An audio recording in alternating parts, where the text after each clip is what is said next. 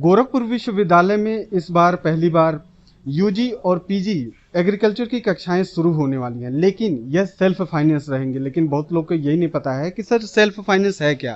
तो हमारे doctor Subhash sir जो कि एग्रोनॉमी के एचओडी हैं और कैंपस प्लेसमेंट सेल के भी एचओडी हैं, ये आपको बताएंगे कि आखिर में सेल्फ फाइनेंस स्कीम क्या है और रेगुलर क्लासेस की स्कीम क्या है। देखिए, जो हमारे विश्वविद्यालय में पहले सिर्फ 2 जगह एग्रीकल्चर फैकल्टी थी, लेकिन नवागत कुलपति महोदय के प्रयास से इस बार जो है विश्वविद्यालय कैंपस में भी जो है बीएससी और एमएससी की जो है कोर्स चलाए जा रहे हैं।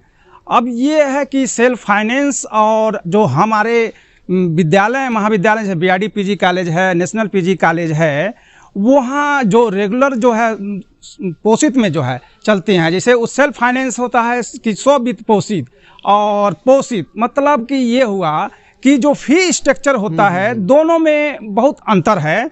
अब जैसे विश्वविद्यालय में है तो वो सेल्फ फाइनेंस में है तो वो वहाँ का फी स्ट्रक्चर 10 से 12 15 जो वहाँ पर जो जैसा स्टाफ रहेगा, जैसा वहाँ के कुलपति के जो हेड होंगे या वो जो भी वो कंट्रोलर होंगे उसके हिसाब से वो फी स्ट्रक्चर अपना तय किए हुए हैं और वो वेबसाइट पर डाल भी दिए हुए हैं, जिसको कोई भी बच्चा देख भी सकता है और उसके हिसाब से अपना चॉइस ले सकता है। हम लोग के जो विद्यालय हैं ये पोषित हैं पहले से, जो मतलब कि एडेड कॉलेज है, गवर्नमेंट जो है, हाँ यूनिवर्सिटी से पहले का है ये। और ये जो है पोषित है, पोषित का मतलब कि इसमें जो होता है कुछ ही फीस जो है बच्चों को देना पड़ता है, बाकी गवर्नमेंट देती है।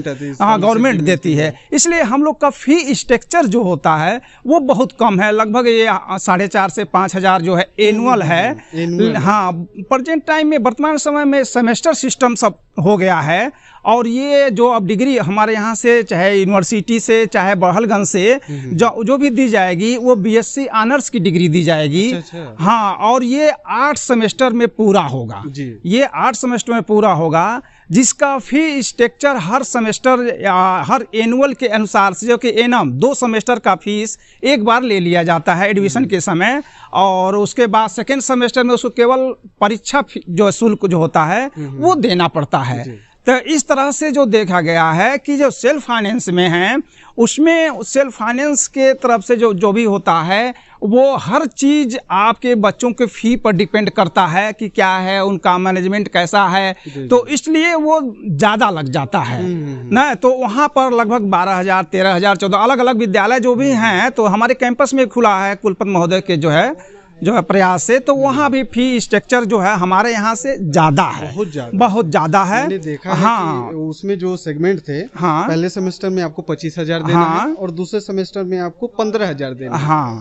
तो यह जो है, तो ये तो केवल फीस हो गई। और मैंने देखा कि मैं जो है कि अगर मुझे एडमिशन लेना हो तो मैं तो गोरखपुर विश्वविद्यालय में ना लूँ, क्योंकि मेरे पास पैसे नहीं है। दूसरा, मेरे पास जो है कि शायद वहाँ पे टीचर कैसे मिले। यहाँ पे तो मुझे पता है कि A1 क्लास के टीचर हैं, कोई दिक्कत नहीं है, पढ़ाई अच्छी होती है।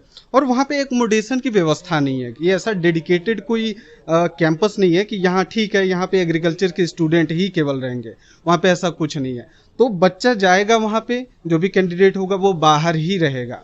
और बाहर गोरखपुर एक तरह से मेट्रो सिटी है, मेट्रो बन जाएगी, मेट्रो सिटी हो जाएगी, तो 1 लाख का करीब खर्चा उसका पड़ जाएगा 1 साल का, जो कि पूर्वांचल के लिए बच्चों के लिए बहुत बड़ी बात है। मैंने पिछली बार वीडियो डाला था, ये कॉलेज जो है कि इंडिया का सबसे अफोर्डेबल कॉलेज है। तो आप सोच लीजिए, जहां आपका 4500 में काम चल रहा है वहां पे आप 1 लाख क्यों देने जाएंगे। तो अब देखिए, जहां भी, यही यूनिवर्सिटी की बात नहीं है, जहां भी आप सेल्फ फाइनेंस में जाएंगे, स्ववित्त पोषी में जाएंगे, फी स्ट्रक्चर आपको ज़्यादा पड़ेगी, वो कॉस्टली पड़ता है। और डिग्री में हमारे देखिए तीनों जो कैंपस है, बीआरडी कैंपस हो या आपका बड़हलगंज कैंपस हो या डीडीयू कैंपस हो, तीनों का जो आपका डिग्री एक ही है। बीएससी ऑनर्स दी जाएगी, आपको 8 सेमेस्टर वहाँ भी पढ़ना है, 8 सेमेस्टर यहाँ भी पढ़ना है।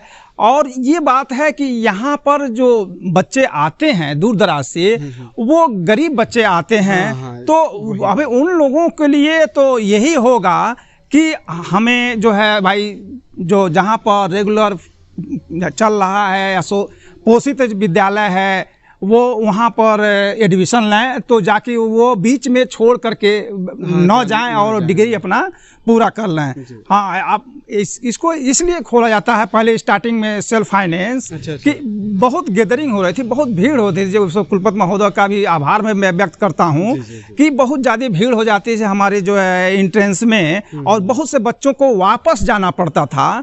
तो उसको देखते हुए उन्होंने जो है कैंपस में खोल दिया। और अच्छी बात है कि भाई हमारे बीच समाज में गरीब भी हैं, अमीर भी हैं, तो उसमें अब वो जो है मान लीजिए जो वहाँ स्टैंड कर सकते हैं वो वहाँ आराम से ले सकते हैं, डिग्री में कोई अंतर नहीं है। और मैनेजमेंट में कोई वो खोले हैं तो व्यवस्था जरूर करेंगे। हमारे यहाँ पहले से पुराना कॉलेज है तो वो व्यवस्था बनी हुई है ना, तो इसमें कोई बहुत वो नहीं है कि आपको यही है कि डिग्री थोड़ी सी चेंज हुई है, पहले BSc AG दिया जाता था, अब BSc ऑनर्स दिया जाएगा। वहाँ पर जो भी है कि कहीं भी हमारे यहाँ जो PG है वो भी जो है पोषित में है, ठीक। और वहाँ पर जो PG खोली गई है वो भी जो है आपका स्वपोषित में है, सेल्फ फाइनेंस में है। बहलगंज में भी सेल्फ फाइनेंस में है, ज़्यादा दिन से चल रहा है। तो बहलगंज के फ़ी और वहाँ के फ़ी में बहुत ज़्यादा PG में अंतर नहीं है, क्योंकि दोनों जो है सेल्फ फाइनेंस में है।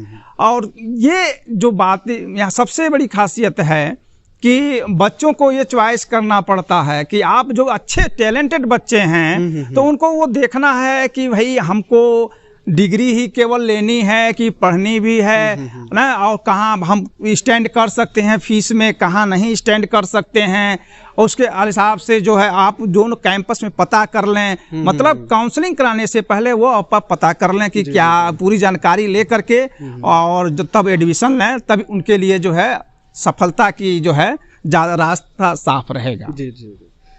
यह वीडियो बनाने का सबसे मेन उद्देश्य ये था सर कि जो बाहर से बच्चे इसको देखेंगे या फिर जो बाहर से बच्चे, क्योंकि इस साल जो है कि मैंने देखा है कि PG के क्लासेस में राजस्थान से लोग आए हैं, तो इस बार चांसेस ये हैं कि और भी ज्यादा लोग बाहर से आएंगे। तो जो बाहर से आएंगे आप उनके लिए क्या सजेशंस देना चाहेंगे? जो बाहर से आ रहे हैं तो उनको तो आप देखते हैं कि जैसे मान लीजिए हमारे कैंपस में आए जो पुराने बच्चे आए हुए हैं उनसे पहले वो कंसल्ट